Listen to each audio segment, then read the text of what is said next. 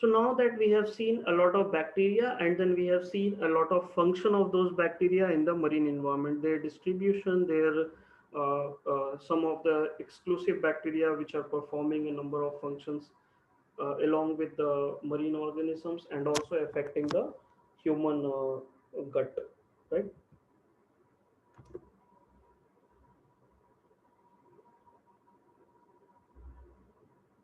The second the second set of micro which we will look into here is Archaea. It, in past also I have said that till 1992 it was believed that Archaea are mostly found in the, and I mean in the extreme conditions, right? So whenever people say that there is Archaea, we think of the extreme environment because this is how it was seen till 1992. However, two major breakthrough study by Jet Furman and by Edward DeLong in 1992 suggested that there are archaea in the coastal marine environment, right? After which several people have started studying this particular group of bacteria in the marine environment, and you can see that in 2005 there is a very nice article by Christopher Francis from Stanford University in PNAS suggesting the ubiquity and the diversity of ammonia-oxidizing archaea in the water column and sediment of the ocean. This particular phylogenetic tree, you can see that he has collected the water sample and the sediment sample from various different geographical locations, from Black Sea, from Monterey Bay, from Mexico, from Oak Ridge, from uh, and Elkhorn Slough. So a lot of different places. And then you can clearly see that a lot of these archaea are present throughout the world ocean and the meaning the pelagic and the benthic environment. Later, since it is found everywhere, people have worked extensively on this in last 20 years. And later on, I will show you that it has came in a very separate phylum, that is Thaumarchaeota, and then it is close to 20% of the planktonic cell present in the ocean, and especially in the deep sea, close to 40% of the archaeal population is particularly this uh, Archaea, that is Thaumarchaeota. Okay, and this Thaumarchaeota is still proposed and not yet accepted by the International Committee of ICSP. Okay, of systematics of proteomics. Prokaryotes. So it is still under pending condition. However, people have started using in the scientific community. When we talk about archaea, the first thing comes that this two, that is a bacteria and the archaea, both belong to two different kingdoms, right? And the third kingdom is the eukaryotic system. I mean eukaryotes, right? So in the bacteria and archaea, what are the major differences, right? We have not looked into the cell wall of the bacteria, but just in order to understand that bacteria and the archaea cell membrane, right, both contains the fatty acid, but then the linkage, that is the ester linkage and the ether linkage, uh, so there is a ether linkage in the archaea and ester linkage in the bacteria, right? So that is the first difference, though we are not concerned about it right now. If we are looking from the ecological point of view, this is just information given to you that bacteria and archaea cell membrane are different. Another important factor is that in the archaea, the cell possesses histone. Okay, so not exactly how it is present in the eukaryotic system, but then there are histones which are homologous to what it is found in the eukaryotic system.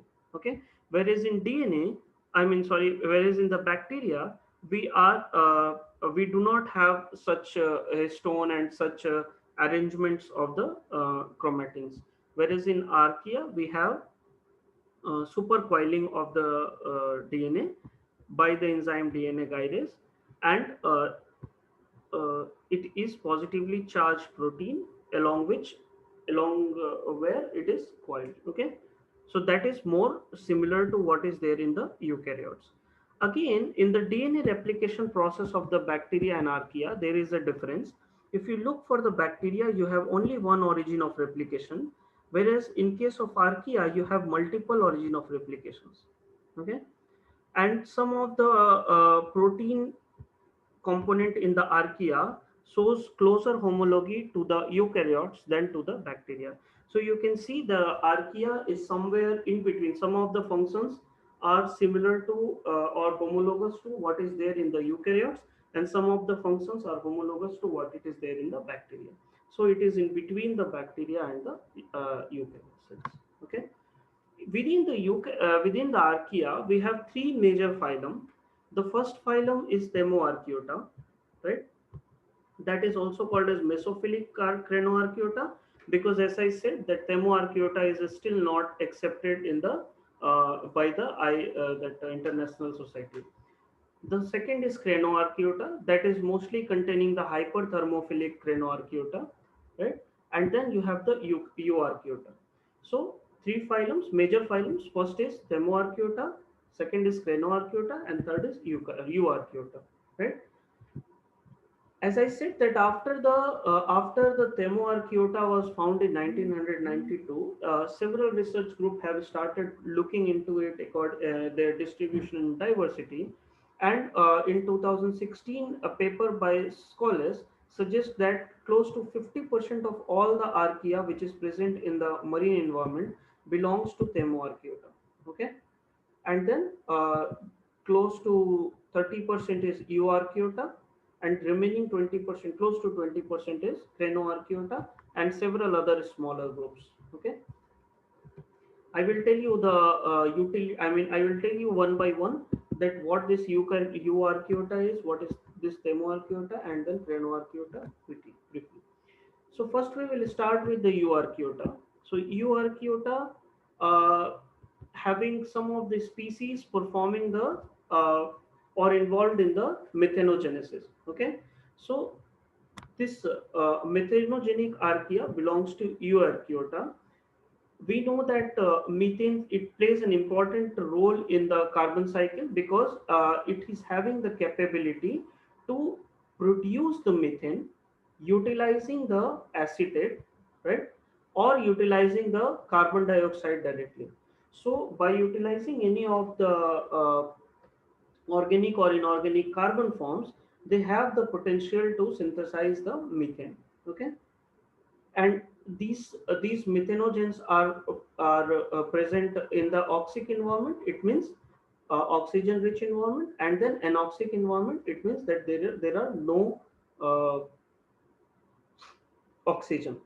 Okay, so you can see that how it is linked with the carbon cycle, that you have carbon dioxide. uh, in here you can see that either you can use the carbon dioxide or you can use the acetate. If you are using the acetate, these methanogens are having chromatophores and producing the carbon dioxide and methane. And then if there are carbon dioxide utilizing, they are directly synthesizing the methane. This methane, once it goes in the oxic environment, it can lead to the after the aerobic oxidation, it can lead to the carbon dioxide, and that is how it is entering into the carbon cycle, global carbon cycle, right? One of the example of this Euarchaeota is Methanococcus. Okay, so this Methanococcus is why it is important, because it is one of the abundant member of Archaea in the hydrothermal vents. Okay, and this particular hydrothermal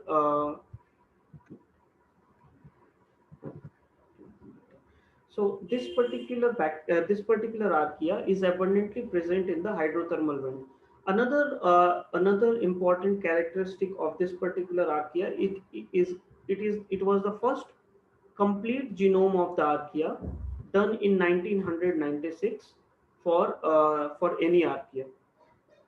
It is having 1.7 MB of the circular chromosome. There are several cellular processes, genes related to the metabolic and the cellular processes, which show similarity with the bacteria, whereas all the protein synthesis and the DNA replication machineries show similarity to the eukarya. So as I was saying that a number of proteins, so if you remember 2 slides back, I was saying that a number of component of the proteins of this archaea shows closer homology to eukarya, and some of them are showing similarity to the bacteria. So this particular That methanococcus was first time sequenced in the uh, whole genome was sequenced. Another interesting group of archaea is methanopyrus. So methanopyrus is a so fast growing archaea is that its generation time is 1 hour. So it divides, and at the temperature of 110 degrees Celsius, it is having capability to grow. I mean generation time of 1 hour. So the doubling time is very fast for this particular archaea, right? And we have also seen that Archaea performs a number of role in the nutrient cycling. One such is by reverse methanogenesis. So they are in syntropy with sulfate reducing bacteria, which uses, I mean, which performs the nitrogen fixing in the sediments, right? So these archaea are also involved in the syntropic association with the sulfate reducing bacteria in the sediments, right? And most of the hyperthermophiles, because if you most, I mean, many of the hyperthermophiles also comes under the eukaryote, I mean, Euarchaeota, okay? And once the study was done for this Euarchaeota, it was found, you can see that these are a deeply branched group, and they resemble to the group of organism which was very much similar to the first evolved organisms on the earth. And that also lead to one of the hypotheses that it is a possibility that the life might have originated from the hydrothermal vents, because once they studied these hyperthermophiles from the vents, they found a very deep root which was similar to, or which was very much closely resembling to the first evolved organisms on the earth. Okay, so that again proves, or not proves, that again argues that the life might have originated near to the hydrothermal vents in the deep sea. Okay, we have some of the halophilic archaea belonging to the Euarchaeota. All the halophiles in Archaea belongs to this Euarchaeota, and some of the cells are so what do you say, adapted. You can see this particular unique adaptation, that the shape is flattened, right? For Halo quadratum Welsby. And also this haloquadrum Welsby consists of a plasmid which is more or less 30% to their genome size, and those plasmids could be providing them the necessary fitness to survive in the halophilic condition as well. Okay. Not only the so whatever we have studied till now in Euarchaeota is which could be cultivated. However, we know that majority of the organisms are not cultivated till now. So based on the 16S RRN gene survey, we have found that there are four major group of archaea which are there in the coast. So first one is Crenarchaeota, okay, which we will come later. The second one is the Euarchaeota, and within second you have second A, second B, and second three, right? So three different groups, and you can see that from the surface to the deep sea, how is the distribution of this particular mg2 group, right? So you can see that in the surface you have more, and then it is less in the deep sea. Whereas in the mg1, that is Thaumarchaeota, as I said that in the deep sea it constitutes close to 40% or even more of the total archaea. You can see that as you are going down from the surface, then the quantity of this particular archaea is increasing. So in a nutshell, what you can say, that this Euarchaeota is having mostly hyperthermophiles, halophiles, and those organisms, I mean those archaea which are living in the extreme conditions. In the uncultivated Euarchaeota, you have a lot of cells in the shallow area, mostly in the vents. Okay, whereas we will look into the Crenarchaeota. So Crenarchaeota are I mean, most of the species in Crenarchaeota are thermophiles, and not only thermophiles, they are very much hyperthermophiles. So most of them can grow only uh, above 80 degrees Celsius, and most of them are obligate anaerobes. So obligate, yesterday I explained that it is a condition where you must have that particular environment to grow. And as opposed to the obligate, we have facultative. It means that organism can live in that condition, or can live in other condition as well. For example, if it is a facultative anaerobe, so it means that it can grow in aerobic as well as anaerobic conditions. Whereas here it is an obligate anaerobe, so they are compulsorily anaerobic archaea, mostly present in the hydrothermal vents. Okay, close to 31 species has been identified, I mean cultured, and they all belong to the single class. One of the most common example, you may have also heard about the desulfurococcus. So this is again some of the examples given here, which are the archaea present in the hydrothermal vents. Okay, and you can see that most of them have the optimum temperature close to 80, 90, 100, 106, like that, right? So you can see that they are hyperthermophiles. Hmm. Now coming to the phylum Thaumarchaeota, Thamo means wonder. So why it is called as wonder archaea? As I already said that previously it was considered that archaea are present only in the extreme environment, and now when it is known to be in the mesophilic condition, they thought it's a wonder. That's why they named it as Thaumarchaeota or wonder archaea. Initially, it was kept in Crenarchaeota till 2008.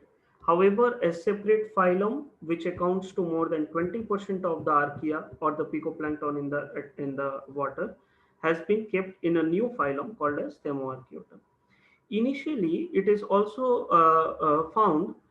I mean, initially they found it may not be ubiquitously present. However, later they found that close to 10 to the power 28 cells are there in the world ocean for this particular phylum, right? And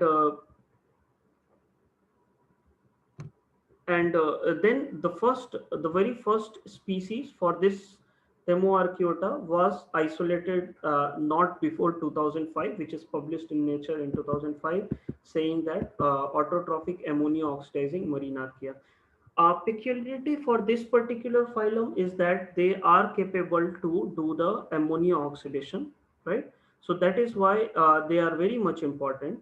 Before this discovery, it was always thought that ammonia oxidation can be done only by the bacteria, ammonia oxidizing bacteria, that is AOB. But after this, it was found that the amount of the ammonia oxidation done by archaea is way higher than what it is being done by the bacteria. Okay, so that is how this is a very important phylum. Okay, in the deep sea, you have more than 40% of the archaea present belongs to this particular Thaumarchaeota, and you can see that they can utilize, or they can utilize the ammonia and oxidize it to nitrite and nitrate. Okay, so this is how it looks. And now that we also have a genome of this particular archaea, we know a lot about the unique mechanism it follows for the nitrification and the autotrophy, right? So if you are interested, you can have a look into this kind of article. Another small phylum, that is a Nanoarchaeota, since it is not mentioned in the first slide because it is a very small phylum and it constitute a group of archaea, which is a obligate parasite to another archaea. Okay, so we near to the hydrothermal vents, there is a group of this Nanoarchaeota which is living inside the igniococcus, right? And this igniococcus is a cell of smaller than 400 nanometer, and in which it is attached and live as an obligate parasite. When the whole genome was analyzed for this nanoarchaeum equitans, the researchers have found they do not have a gene which can support the same chemolithotrophic physiology what it is being living and what its host is living. So I mean, thereby it was confirmed that it is an obligate parasite and they are living exclusively near to the host by attaching on the fibrils. Okay, using through the fibrils, attaching to through the fibrils.